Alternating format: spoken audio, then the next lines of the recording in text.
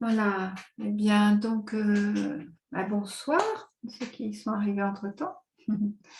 Donc, bonsoir à vous, bonsoir à chacune et à chacun, puisque ce sera aussi dans les replays, chacun qui écoutera après coup, qui pratiquera aussi après coup, puisque le temps et l'espace n'existant pas, nous sommes tous reliés ici et maintenant.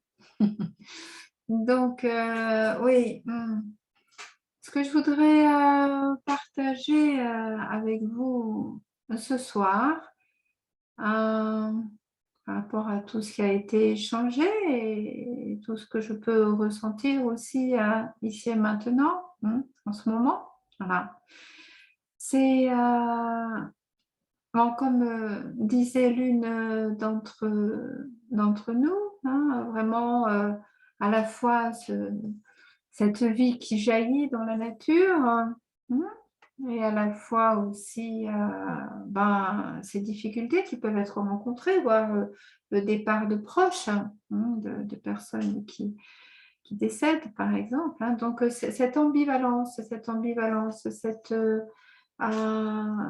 polarités dans la vie. Là, c'est pareil aussi, d'autres qui sont le Covid, d'autres qui sont vraiment, il y a à la fois ce principe de maladie que certaines évoquaient tout à l'heure, et à la fois ce principe de métamorphose, c'est-à-dire une possibilité de changement, une possibilité donc de purification, mais aussi de changement dans l'existence, comme un point qui peut être posé, peut-être, si on y met la conscience du moins, pour, voilà, pour avancer dans des fois des directions qui prennent des chemins non prévus, des, des changements qui n'étaient vraiment pas du tout annoncés, et des choses comme ça, mais qui peuvent aussi nous rapprocher de notre essentiel. Voilà. Eh bien oui, c'est ça. C'est ce que je voudrais vraiment. Merci de vos partages, parce que c'est quelque chose que je pourrais partager aussi avec vous. C'est que nous sommes vraiment dans une période de polarité, effectivement, et que ces polarités, elles sont aussi faites pour se rencontrer, pour communier. Et, et voilà. Et effectivement, par exemple, dans cette époque actuelle, dans ces polarités actuelles, c'est par exemple ce que nous ont souvent abordé les sages, c'est la conscience et l'énergie. Et ça, c'est vraiment des polarités. Des polarités, mais qui ne sont pas faites pour s'affronter, mais pour aller ensemble. C'est-à-dire que nous avons justement à pouvoir faire se rencontrer dans nous ces deux polarités, la conscience et l'énergie. Si on n'est que dans la conscience, eh bien, on peut rester stable comme ça, présent dans des espaces de conscience, immobile. Ou alors on peut être complètement pris dans l'énergie, et dans cette énergie, y oublier notre conscience. Et donc partir effectivement, dans des vécus qui nous emmèneraient loin de ce que l'on cherche et ce que l'on souhaite profondément. Et ce que je voudrais aussi partager avec vous en ce moment, parce qu'on est quand même dans une période d'énergie forte. Vous savez, les sages nous disent qu'il y a un décalage en ce moment très très fort. Enfin, on ne se date pas de 2 ans, c'est c'est tout ce qui est en rapport aussi avec l'ère que l'on traverse. C'est vraiment une énergie beaucoup plus forte que la conscience. C'est-à-dire que l'énergie est démultipliée par rapport à la conscience. Vraiment. Bon, c'est pas compliqué, on n'a qu'à regarder un petit peu comment ça se passe. Tout va extrêmement vite, même dans les décisions qu'on peut entendre des personnes qui ont des responsabilités pour les pays ou le monde, etc. Bon, ça part dans tous les sens un peu. Enfin, je ne sais pas comment vous trouvez ça, moi je trouve que ça part un peu dans tous les sens. Un jour c'est blanc, après c'est noir, etc.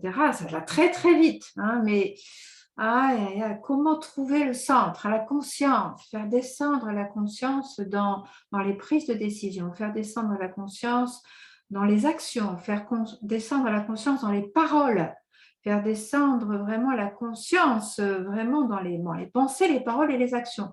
Nous avons vraiment à faire descendre cette conscience dans nos pensées, nos paroles et nos actions, sur un plan individuel et sur un plan collectif. Vraiment, vraiment. C'est très, très important. Or, bon, il y a quand même un énorme décalage avec une grosse énergie qui part un peu dans tous les sens et qui manque de conscience.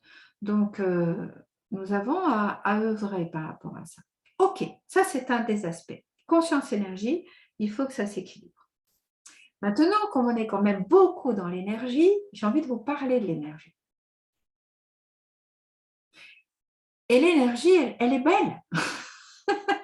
L'énergie, il ne faut pas se dire il y a trop d'énergie par rapport à la conscience, donc on doit arrêter l'énergie, mais pas du tout, absolument pas du tout. On ne doit pas réduire l'énergie, on doit monter la conscience. On doit vraiment faire communier la conscience et l'énergie. On doit augmenter notre conscience. Et c'est notre rôle de yogi, de yogini, c'est notre rôle de sadhaka, c'est notre rôle de personnes qui pratiquent des sadhanas, qui méditent, qui ont un cheminement. C'est de vraiment faire monter la conscience. Pas réduire l'énergie, monter la conscience. D'accord? Parce que l'énergie, on en a besoin. On en a fondamentalement besoin et on est dans une ère qui travaille vraiment avec l'énergie. Si on n'a pas d'énergie, on ne peut pas changer le monde. On va le changer dans notre tête. On va le changer dans nos espérances.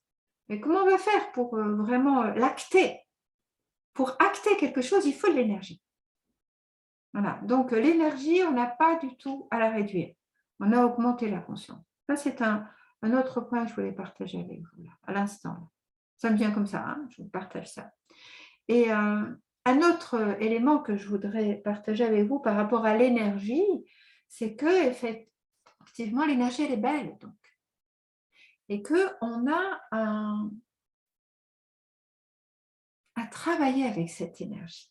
Comprenez? L'énergie, elle peut être aussi bien colère que construction, destruction que construction. Destruction que construction. D'accord? Donc,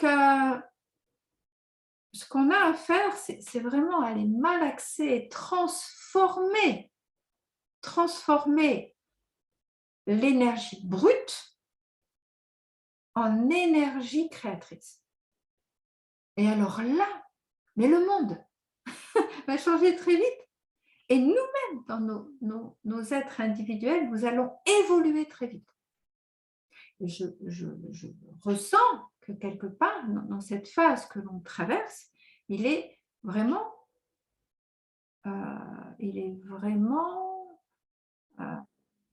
question de ça. Qu'est-ce qu'on va faire avec cette énergie? Donc, soit on détruit, soit on se laisse emporter par la destruction, soit on crée. Donc, c'est très, très riche et très intéressant d'essayer de voir ça dans nos vies. Parce qu'effectivement, vu que l'énergie de stress est quand même assez importante, hein, individuellement, collectivement, une instabilité qui peut agacer, qui peut énerver, qui peut inquiéter, peut vite se faire happer par une énergie qui descend. Elle descend dans ces cas-là, c'est comme une spirale qui descend. Voyez? Or, ce dont il est question, c'est d'utiliser cette énergie et de la faire monter dans une spirale qui monte. Et au travers de ça, eh bien, toute la transformation s'opère. Vous voyez?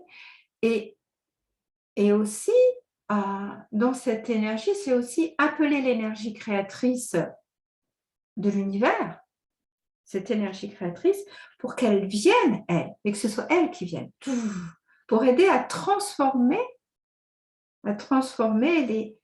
des fondements de l'énergie un peu obscure, un peu brute de pomme, pour que ce soit transformé. Alors, il n'est pas question de se couper, parce que si on coupe en disant, bon, ça, c'est pas une bonne énergie, et ça, c'est une bonne énergie, ça marche pas, hein.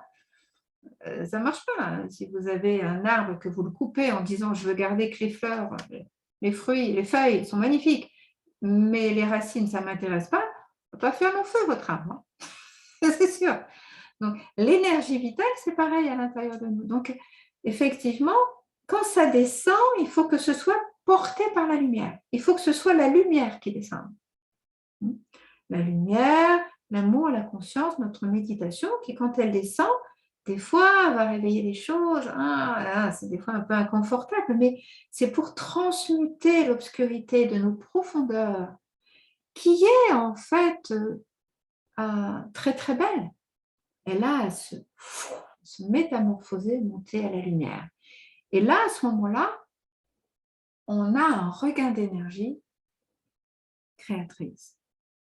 Donc, c'est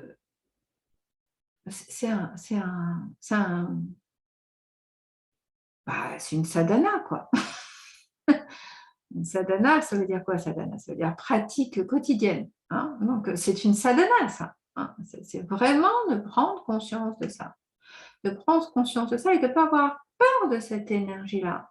Et quand on sent de la colère, eh bien, pas perdre du temps à, voilà, mais la transformer, déjà l'embrasser, la comprendre, hein, et puis la transformer en énergie créatrice.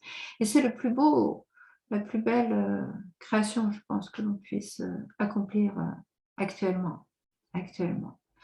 Et c'est pas tout seul qu'on va y arriver non plus. En disant, oui, moi, avec mon petit moi, je vais faire des choses.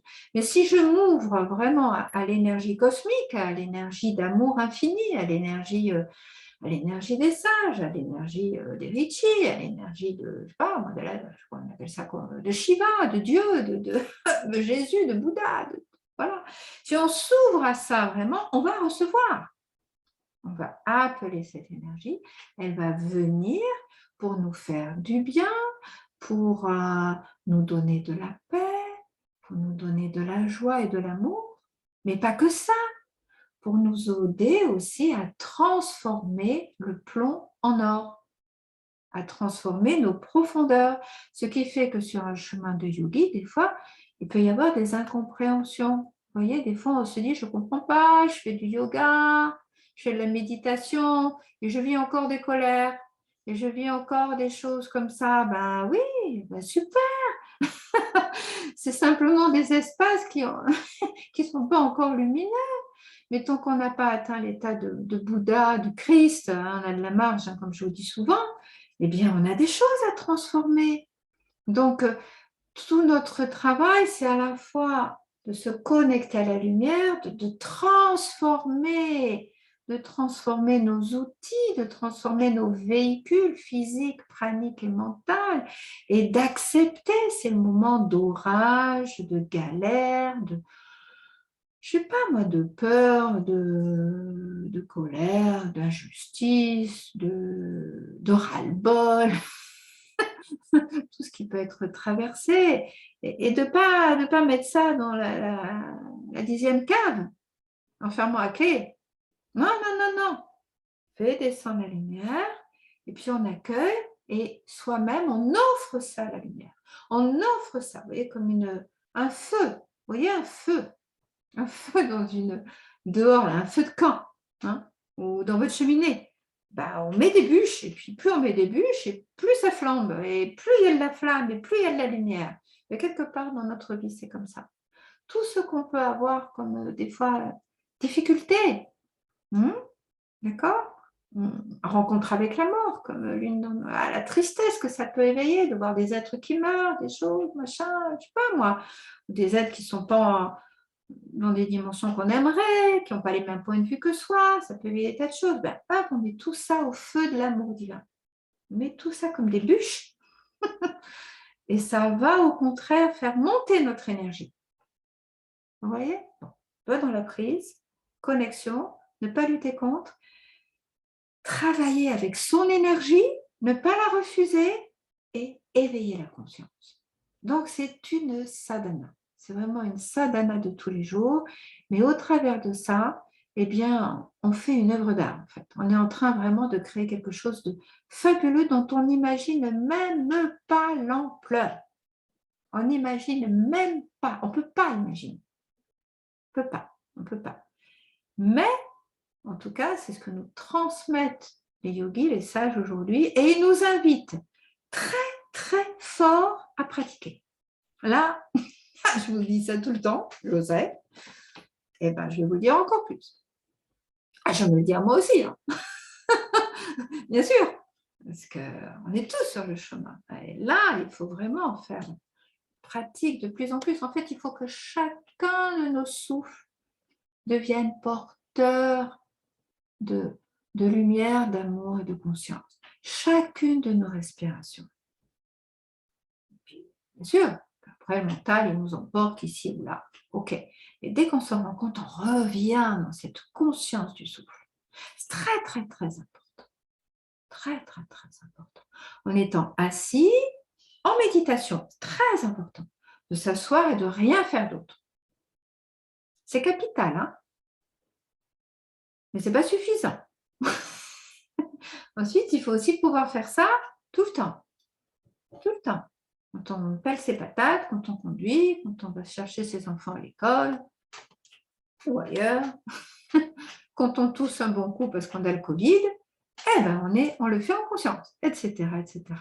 Et là, waouh! On va prendre quelques instants d'intériorisation, essayer de vraiment percevoir cette tâche merveilleuse qui nous est offerte par l'univers de rééquilibrer donc la conscience et l'énergie, comme on disait, donc mettre plus de conscience, et à la fois ne pas avoir peur de cette énergie, mais laisser cette énergie se transformer à l'éclairage de la conscience et de l'amour,